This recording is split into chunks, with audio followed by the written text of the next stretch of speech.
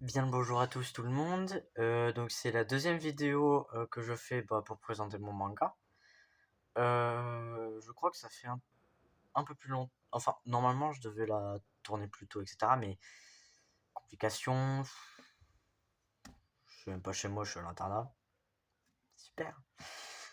Bref, j'ai fait plein de dessins qui sont... J'en suis trop fier. J'en suis trop fier. Pareil, comme le tout dernier que j'ai montré dans la première vidéo, je les ai pas encore mis à l'encre. Donc ils sont au crayon papier, mais bon, normalement on devrait bien les voir. Il y en a un seul où j'ai fait l'effort d'un peu mettre de la couleur.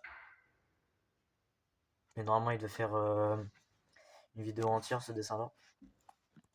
La caméra est tombée.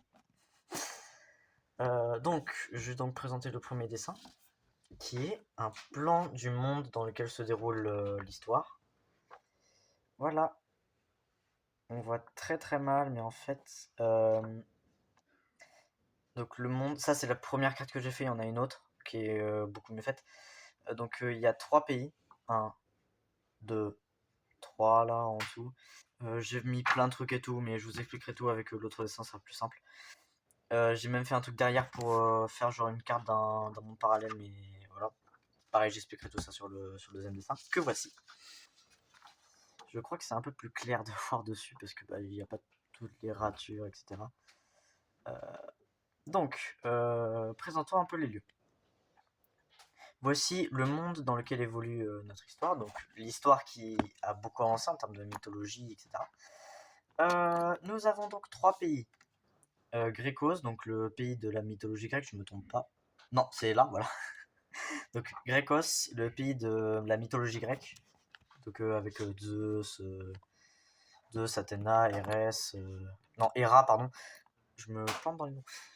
Artémis, Apollon et tellement d'autres. Ici, la mythologie nordique, donc Odin, Thor, Loki, Hela, beaucoup de trucs. Et ici, tout là est non, ici ça part, ici ça part. Les petites équations là ça part. Donc tout ce qui est en dessous, c'est la mythologie asiatique, donc les dieux japonais, les monstres mythiques comme le fameux renard à neuf queues, etc. Et donc ici, c'est les îles célestes, et je vous raconterai ça après quand j'aurai montré tous les dessins. Donc voilà, c'est les trois pays, donc Grécos, pays grec, Nordis, pays de la mythologie nordique, et Asias, le pays de la mythologie asiatique. Et au milieu, il y a un gros tourbillon, c'est la porte des enfers. Pile au milieu du monde, parce que c'est très important. Voilà pour la carte du monde finalisée. C'est à quoi elle va ressembler jusqu'à la fin. Maintenant, on va continuer avec. Alors, au début, je designais ça un peu à l'arrache, on va dire. Mais il était tellement beau, je me suis dit, on va en faire un perso très important. Même si je pense qu'il y aura beaucoup de changements sur le perso, que ce soit en termes de personnage que ça va être, euh, ou des trucs comme ça, mais le voici, le voilà. Donc, je sais pas si vous voyez en dessous, mais je pensais en faire Hades, mais ouais, non, ça colle pas. Donc, il a un corps tout mutilé avec des cicatrices partout. Sur le ventre, il a une flamme qui est son âme, en gros. Il a une tête de cerf squelettique, sa mâchoire inférieure c'est un squelette humain et les bois du cerf qui sont en feu, enfin toute sa tête même supérieure est en feu. Donc ouais, il a des cicatrices partout sur les bras, sur le torse, il a des traces partout, il a une sorte de robe pour le bas et des pieds de cerf. Donc c'est un dessin voilà que au début je voulais en faire pareil comme le dessin que maintenant je sais à quoi il va correspondre. Je voulais en faire un sorte de monstre lambda, mais sauf que je le trouvais tellement réussi que je voulais en faire un perso en tant. Voilà. Maintenant, premier personnage dont je sais le rôle exact qu'il va avoir, un rôle très important dans le manga, etc. Mais faut pas que je spoil. Le voici. C'est notre première créature angélique. Donc j'ai pas l'impression qu'on voit très bien, mais il y a des ailes, il a une sorte d'auréole derrière, même sur la tête il a une auréole, une giga lance de sa race. et une sorte d'armure, un casque, etc. Je me suis beaucoup inspiré de Gabriel de Ultra Kill pour le design. Pour ceux qui ont une culture vidéo ludique. Ouais, c'est comme ça qu'on dit. Donc voilà, il est beau, j'en suis trop fier. Je l'ai fait ce matin, ce dessin-là. Et le prochain dessin, je viens à peine de le terminer. Le prochain déjà qui arrive, et ça sera le dernier dessin de cette vidéo. Donc ouais, bah ce perso-là, pareil, il est super. Malheureusement, je pourrais pas dire son rôle. En tout cas, pas tout de suite. Peut-être dans une prochaine vidéo, pour ceux qui veulent se spoiler. Mais ce serait dommage, quoi, de se spoiler. Ouais. Voilà. Magnifique, magnifique dessin, magnifique. Et pour finir, encore donc deuxième créature angélique que je viens de finir de designer. La voilà. Elle est ultra. J'adore les designs que j'ai fait. Les ailes sont juste gigantesques. Les bras et les jambes à moitié squelettiques, à moitié en morceaux, je trouve ça trop stylé. Parce que c'est à moitié chaotique, mais en même temps c'est tout ordonné, c'est magnifique. La tête a un sorte de cristal. C'est pas que j'ai pas eu d'idée comme sur plein d'autres dessins, c'est que vraiment je voulais le faire. Et puis non, franchement, il est très très beau, même les sortes de petits détails que j'ai fait sur le torse, etc. Je suis trop fier du truc. Il est magnifique. Il est magnifique, voilà. Hâte de le mettre en couleur, comme tous les autres. Quand il sera en couleur, je les remonterai dans une vidéo spéciale où je montrerai tous les dessins en couleur, genre vraiment terminé. Il est beau, donc pareil, créature angélique, comme notre cher ami là-bas. J'en suis très fier. Mais oui, tu es beau. Donc, maintenant, revenons sur la carte du monde. Donc, cette carte du monde, donc, comme je vous l'ai déjà dit, elle représente, que je mette la caméra bien. Merde. Donc, la carte du monde, comme je disais, donc est séparée en 3 pays. Le pays donc nordique, mythologie asiatique et mythologie grecque. Ouais. Vous voyez qu'il y a des sortes de traces bleues et rouges. Alors les traces bleues, c'est les capitales des différents pays. Donc chaque ville en fait est associée à un dieu. Donc les capitales sont associées aux dieux les plus importants. Ça me paraît logique. Et donc la capitale de Nordis, donc le pays de la mythologie nordique, c'est Odin. Hein, c'est là où il y a Odin, le temple d'Odin. Pour la mythologie grecque, c'est le temple de Zeus. Et pour la mythologie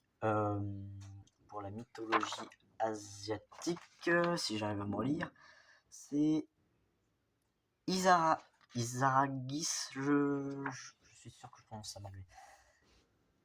Voilà, donc c'est les 3 dieux les plus. Enfin, c'est les dieux qui seront techniquement les plus puissants dans le manga, sachant que les dieux, je pense pas qu'on les verra beaucoup. Et donc, comme je l'ai dit au milieu, la porte des enfers, rôle extrêmement important. Voilà. Donc maintenant, passons aux petits points rouges, comme ici, ici et ici. Ce sont des villes que j'ai classées importantes, parce que soit un perso principal vient de cette ville, soit un événement important s'y passera. Donc pour l'instant, je n'ai mis que 3, parce que j'ai avancé que l'histoire que jusque là. Donc on a la ville la plus proche dans le monde entier de la porte des enfers, qui est la ville d'Hadès. Là où notre héroïne principale vit. Nous avons ici l'une des villes les plus proches de l'Olympe, donc qui est juste ici. Je ne sais pas si on voit trop le temple qui symbolise l'Olympe. Donc là, qui est la ville de la déesse de la justice, qui se nomme Thémis. Et ensuite, là, on a la ville du dieu de la guerre, enfin plutôt la cité du dieu de la guerre asiatique. Je sais plus comment il se nomme, et j'arrive pas à me relire parce que j'ai une écriture de merde, youpi! Et donc, pour en revenir au truc, donc vous voyez, il y a un truc là, il y a l'Olympe qui est juste ici, et des îles où j'ai marqué un truc. Donc là, c'est les îles célestes. Non, les îles des défunts. Donc c'est là que tous les morts viennent. C'est en gros un paradis. Le Valhalla, donc c'est pour les guerriers, donc comme dans la mythologie nordique, c'est là où tous les guerriers du monde entier vont se reposer. Et l'Olympe, c'est là où résident les dieux de l'Olympe. Et puis les autres, ils vont se revoir, bien sûr. Bah oui. Non, je déconne. Donc pareil, les dieux de mythologie nordique, ils sont au Valhalla, et les dieux asiatiques, ils sont sur les îles des défunts pour garder un œil sur les âmes. Maintenant, passons à la mythologie du monde. Pourquoi il est comme ça? Pourquoi il y a un putain de trou qui va aux enfers au milieu? J'explique tout ça. Le monde vient d'être créé par les dieux primordiaux, donc dieu de la terre, dieu de la mer, dieu des cieux, et c'est tout. Donc ces trois dieux qui chacun se partagèrent la tâche d'une terre sur ce monde qu'ils viennent de créer. Donc le dieu des océans prend Asias et les îles, car c'est là où il y a le plus d'océans. Le dieu des cieux prend la mythologie nordique et le Valhalla. Le dieu des terres prend l'Olympe et le continent de Grécos, enfin le pays ou le continent de Grécos. Ensuite, de la terre, enfin, le dieu de la terre fit jaillir du sol des êtres vivants, les démons, parce qu'ils sont, c'est pour tester quoi. Les démons sortent donc du milieu de la terre, ce qui crée la porte des enfers, et donc les enfers que j'avais fait sur l'autre plan et que j'ai oublié de faire sur celui-là. C'est pas grave. Donc c'est pour ça qu'il y a le trou des enfers juste au milieu. Et les démons vont faire des conneries et commencer à détruire le monde. Avant, chaque continent était relié par d'autres terres, et le dieu des océans s'est dit, on va les séparer.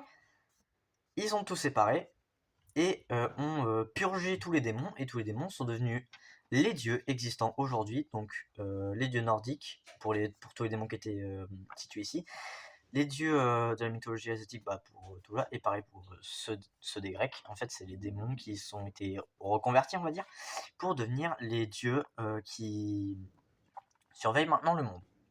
Certains démons n'ont pas réussi à avoir la paix intérieure, on va dire, et sont restés dans les enfers. Donc de cela, il y a bien sûr Hadès, Ella, et j'ai encore oublié. Je suis nul avec les noms de dieux, surtout asiatiques. Mais voilà, c'est là où tous les dieux des enfers et des morts sont parce que ils voulaient pas ils voulaient garder la terre pour eux-mêmes et ne pas la surveiller pour les humains. Donc les humains, eux, apparaissent donc à peu près en même temps que tout cela se repentissent, que tous les démons se repentissent, et décident donc d'honorer tous les démons qui sont devenus des dieux, et de créer des villes avec un plan très particulier. Au centre de la ville, dans toutes les villes de tous les pays, il y a le temple consacré aux dieux. Autour du temple, il y a les villes principales. Enfin, non, je dis des conneries. Autour du temple, il y a les bâtiments les plus importants. Donc, des églises, des hôpitaux, des écoles, et plein d'autres trucs. Enfin, plein de bâtiments, genre par exemple, comme les Romains, ils avaient le forum, l'amphithéâtre. Je sais plus comment il s'appelle, là où les Grecs y parlaient, mais c'est pas grave. Bref, il y a tous les bâtiments importants. Si je dis des conneries, dites-le dans les commentaires s'il vous plaît. Et donc c'est pareil pour toutes les villes. Et donc autour de ces bâtiments importants, il y a tout ce qui est, alimentation, jardin, habitation, école, tous ces bâtiments un peu secondaires. Autour de ça, il y a, donc en périphérie, on va dire, il y a tout ce qui est champs et forêts. Et donc, plus la ville est grande, plus son dieu est important, et plus le temple est grand, pareil, plus sa ville enfin pas plus sa ville, mais plus son dieu est important. Donc la grandeur d'une ville est déterminée par son dieu. Et donc Par exemple, la ville d'Hadès est toute petite parce que Hadès a décidé de rester un démon.